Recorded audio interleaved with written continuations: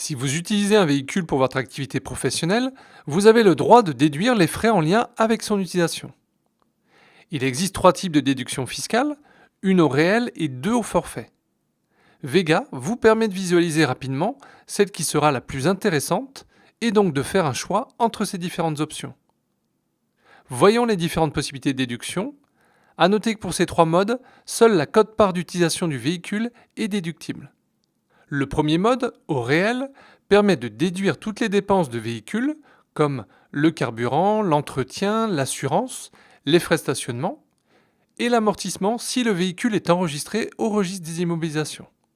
Par contre, pensez à conserver tous les justificatifs de dépenses, factures, tickets carte bancaire et talons de chèque.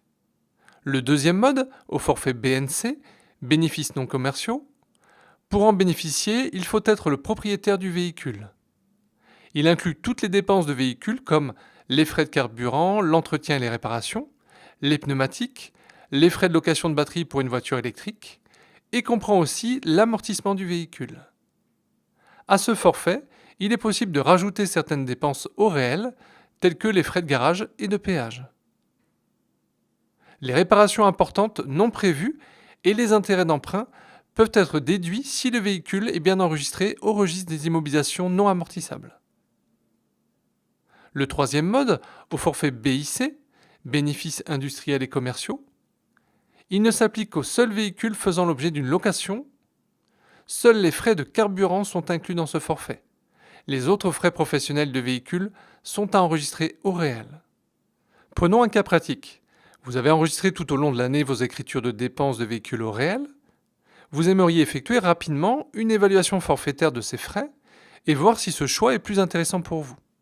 Cliquez sur l'onglet 2035, sélectionnez l'année concernée, puis cliquez sur Préparer la 2035.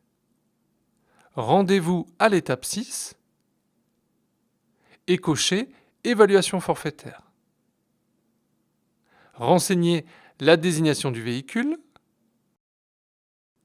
son type, le carburant utilisé, le nombre de chevaux et vos kilomètres professionnels. Vous devez maintenant sélectionner le barème à appliquer. Rappelez-vous, si vous êtes propriétaire du véhicule, vous cocherez BNC. Le montant déduit apparaît ici. Si vous êtes locataire, cochez BIC. Le montant déduit est recalculé. N'oubliez pas de rajouter au réel les frais supplémentaires autorisés pour chaque forfait. Vous êtes concerné par le barème BNC, cochez-le. On peut voir que ce montant est plus élevé qu'au réel, donc plus intéressant. Nous allons laisser cocher cette option pour la conserver. Si le forfait est moins intéressant, décochez-la. Pour ne pas déduire 2 fois les mêmes montants, il va falloir maintenant modifier nos écritures de dépenses saisies au réel. Validez la préparation de votre 2035, allez sur l'onglet Banque et cliquez sur le bouton Chercher. Vérifiez que Recherche pour un poste comptable soit bien sélectionné. Indiquez le poste VIC et l'année concernée. Puis, faites Rechercher. La liste des dépenses véhicules s'affiche. Pour les modifier, sélectionnez une écriture et cliquez sur Modifier.